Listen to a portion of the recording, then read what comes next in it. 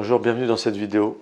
Devenez trader, mais pas assassin, ou génocidaire. Je m'explique. En fait, dans les années 80, il y a des génies de la finance qui ont inventé un nouveau produit, un nouveau dérivé financier basé sur je vous le donne en mille, les matières premières agricoles. Alors, jusqu'à présent, les matières premières, seuls les acteurs physiques, c'est-à-dire que ceux qui en avaient vraiment besoin pour leur transformation, par exemple Nestlé, McDonald's, Nestlé qui achète des graines pour faire du pain ou des céréales, McDonald's pour leur pain et mettre des graines sur leur pain, etc. Eh bien, seuls ces intervenants avaient le droit d'investir sur le marché des matières premières agricoles pour leurs besoins. Depuis 1980, trois hommes, je vous mettrai leurs photos en incrusté.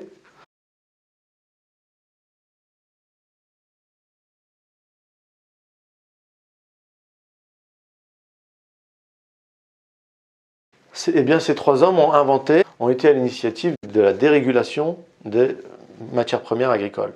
Donc, depuis 1980, tout le monde peut investir sur les matières premières, notamment agricoles, le blé, le cacao, le riz, le soja, le jus d'orange, le café, etc. Donc, les fonds d'investissement, les gros hedge funds, avec leur arme de destruction massive, donc ils ont des sommes d'argent colossales, se mettent à investir. En fait, c'est simplement une gestion de risque supplémentaire. Et oui, dans quoi investir de plus sûr que dans la nourriture? Puisque tout le monde on aura toujours besoin de manger. Mais le problème qui se pose, c'est que lorsqu'ils investissent, par exemple sur le cacao, lors des crises, parce que ça se fait très souvent lors des crises, c'est une gestion de risque en fait, c'est pour se protéger.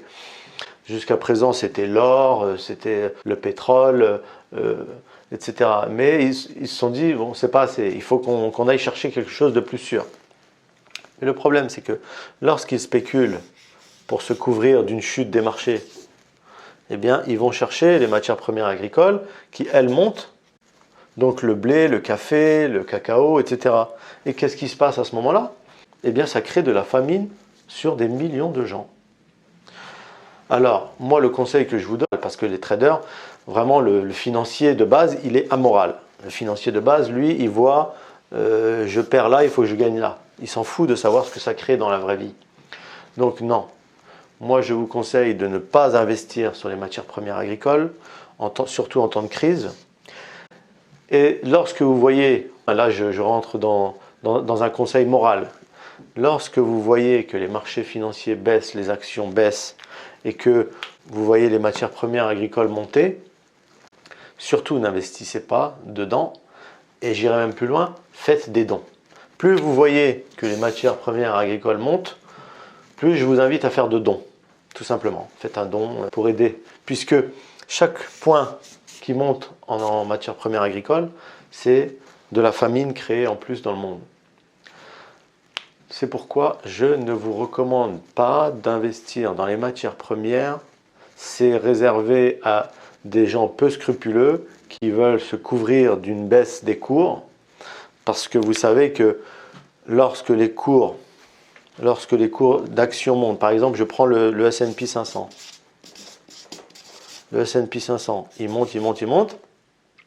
Lorsqu'il se met à descendre, les hedge funds ne vendent pas forcément ici. Les hedge funds se couvrent en achetant soit des options, ici, soit des options de vente, ou alors en allant investir sur les matières premières à l'achat.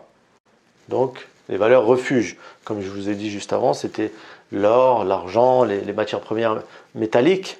Maintenant, on est passé dans les matières premières agricoles. Et je vous donne en exclusivité l'info qui vient de sortir, c'est qu'il existe désormais un produit dérivé sur l'eau.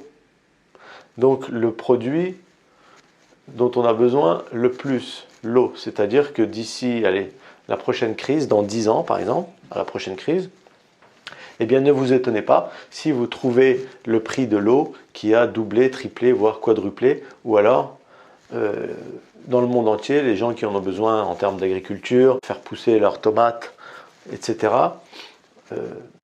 payent plus cher cette eau qui se répercutera sur le produit en magasin, enfin sur les produits de consommation de base.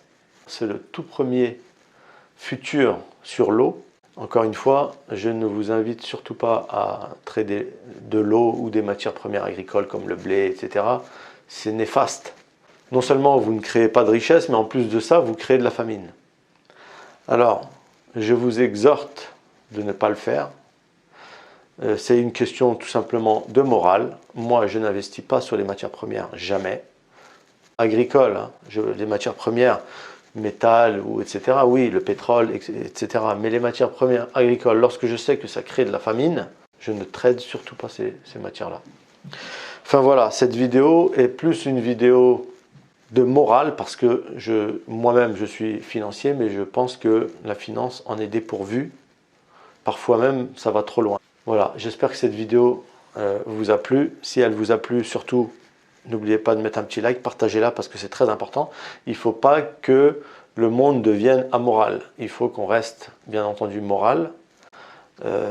Je n'achète pas, moi, des matières premières, même pour gagner de l'argent, si je sais que derrière, il y a des petits Africains ou des petits Indiens, ou bref, peu importe, c'est souvent dans le tiers-monde, eh bien, qui meurent de faim.